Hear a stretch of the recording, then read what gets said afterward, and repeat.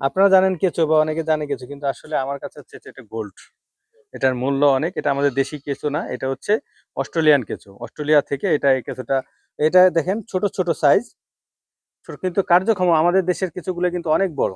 এখানে সর্বোচ্চ একটা কেঁচো হচ্ছে 2 ইঞ্চি, 2 ইঞ্চি বা 2.5 ইঞ্চি এরকম, কিন্তু আমাদের দেশের এক একটা 5 ইঞ্চি 10 ইঞ্চি কেঁচো হয়। কিন্তু এটার হচ্ছে, এটা কেঁচোগুলো ভার্মি কম্পোস্ট উৎপাদনের ক্ষেত্রে কেঁচোটা হচ্ছে শ্রমিক। এই শ্রমিকের ক্ষমতা যত বেশি হবে, তত সে কাজ বেশি করতে পারবে বা সার উৎপাদন করতে পারবে বেশি। আর আপনারা সবাই জানেন যে অনেক ধরনের জৈব সার আছে, তার মধ্যে থেকে ভার্মি কম্পোস্ট যেটা এই কেঁচো দিয়ে যেই জৈব সারটা তৈরি করা হয়, সেটা হচ্ছে সব থেকে উৎকৃষ্ট মানের। তো এই আমি এটা নাড়াচাড়া করতেছি, কারণ কি এই কেঁচোগুলো এক জায়গা থেকে, এটা আমার অন্য ফার্ম থেকে আমি এটা সংগ্রহ করে আমার এটা হচ্ছে নতুন প্রজেক্ট, এই নতুন প্রজেক্টের মধ্যে নিয়ে আসছি। তো যখন এটা পরিবহন করা হয় কেঁচোটা, তখন হচ্ছে দেখাও, এটা হচ্ছে এক জায়গা দলা হয়ে থাকে।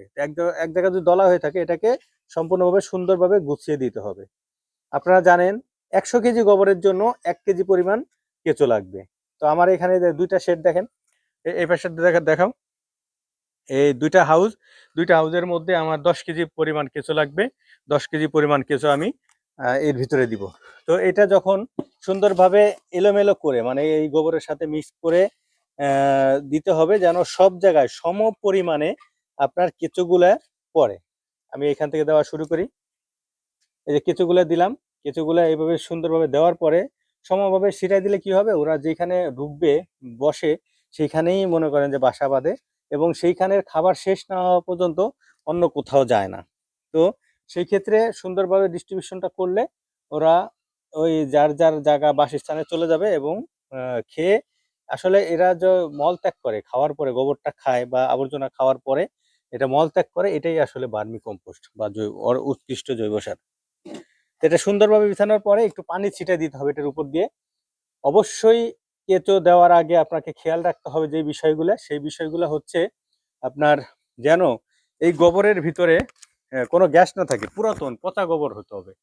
আপনার নতুন গোবর, আজকে যে গোবরগুলা গরু থেকে পাবেন, সেই গোবরগুলোর ভিতরে আপনি এই কেঁচোগুলা দিতে পারবেন না, তাহলে কেঁচোগুলা মারা যাবে, কারণ এই গোবরের ভিতরে অ্যামোনিয়া গ্যাস থাকে। তো অ্যামোনিয়া গ্যাসটা মুক্ত করার পরে দিতে হবে। এটা যত পুরাতন হবে তত গ্যাস মুক্ত হবে। এবং যদি আপনি নতুন গোবর দিয়ে যদি করতে চান, আজকের গোবর দিয়ে যদি করতে চান, সেটা গ্যাস মুক্ত করার প্রসেসিং আছে। সেই প্রসেসিং জানতে হলে আমার ভিডিওগুলো দেখবেন, আগের ভিডিওগুলো, অথবা কারোর ইমিডিয়েটলি জানতে হলে আমাকে ফোন করবেন, আমার মেসেজ করবেন আমাকে, আমি ইনশাল্লাহ আপনাদেরকে পরামর্শ দিব। তো গ্যাস মুক্ত করার পরে সুন্দরভাবে এটা, দেখেন দলা হয়ে থাকে, এক জায়গায় দলা হয়ে থাকে কিছুগুলো। আপনাকে পাঠালাম কিছু, আপনি ঢাপ করে ঢেলে দিলেন, এক জায়গায় ঢেলে দিলেন যে চলে যাবে সব জায়গায়, না, সেটা হলে হবে না, খাবারের অভাব হয়ে যাবে। এই জন্য সুন্দরভাবে ডিস্ট্রিবিউশন করতে হবে।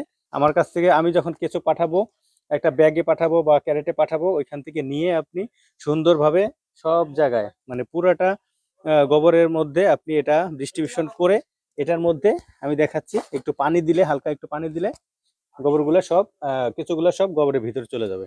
আপনার কেঁচোগুলো এখন দেখতেছেন এখানে ঘুরতেছে, একটু পানি দেওয়ার সাথে সাথে কেঁচোগুলো ভ্যানিশ হয়ে যাবে, মানে ওর জায়গা মতো ওরা চলে যাবে। একটু দেরি হচ্ছে, কারণ আমি সুন্দরভাবে এটা ছিটিয়ে দিচ্ছি বা বিছিয়ে দিচ্ছি।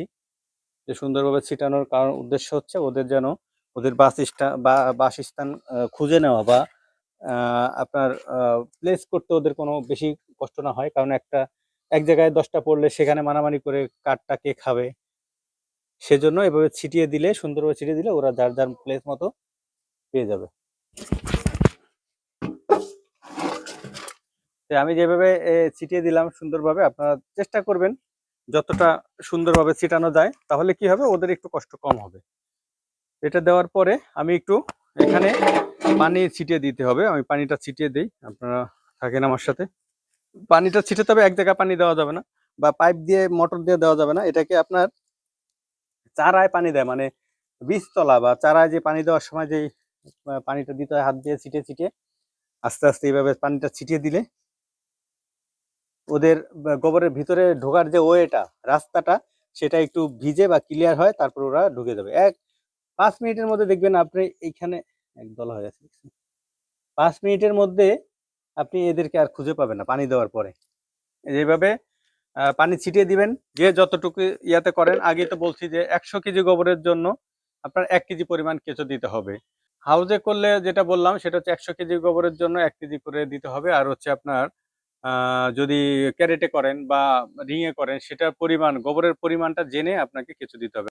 আপনি ক্যারেটের ভিতর দিলে হচ্ছে 400 গ্রাম বা 300 গ্রাম, 400 গ্রাম, 500 গ্রাম দিলে ভালো হয়।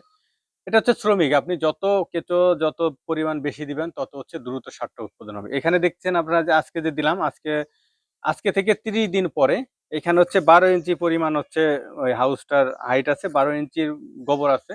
১২ ইঞ্চি গোবর ৩০ দিনের মাথায় যেয়ে আপনার যে সারটা তৈরি ৫ থেকে ৬ ইঞ্চি এখান থেকে সার উৎপাদন হবে। এটা এই গোবর তখন এই সারটা উৎপাদন করে ও নিয়ে নিতে হবে। চেলে আপনার বিক্রির যোগ্য বা জমিতে প্রয়োগযোগ্য হবে।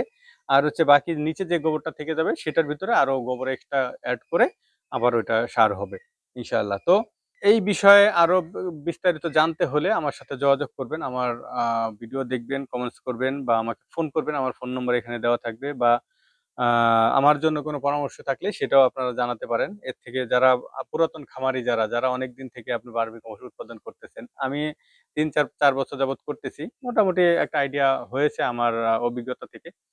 তো আপনারা যারা জানতে চান কিছু নতুন খামারি যারা বা নতুন যারা উৎপাদন করবেন তাদের পরামর্শ আমি যতটুকু জানি ওই পরামর্শ দেওয়ার চেষ্টা করব। আর আপনারা যারা আ বেশি অভিজ্ঞতা অর্জন করছেন যারা মানে পুরাতন খামারি যারা তারা আমার জন্য কোনো পরামর্শ থাকলে আমাকে পরামর্শ দিবেন আশা করি। তো আগামী অন্য কোনো ভিডিওতে আবার দেখা হবে। সে যাবৎ সবাই ভালো থাকেন। আল্লাহ হাফেজ।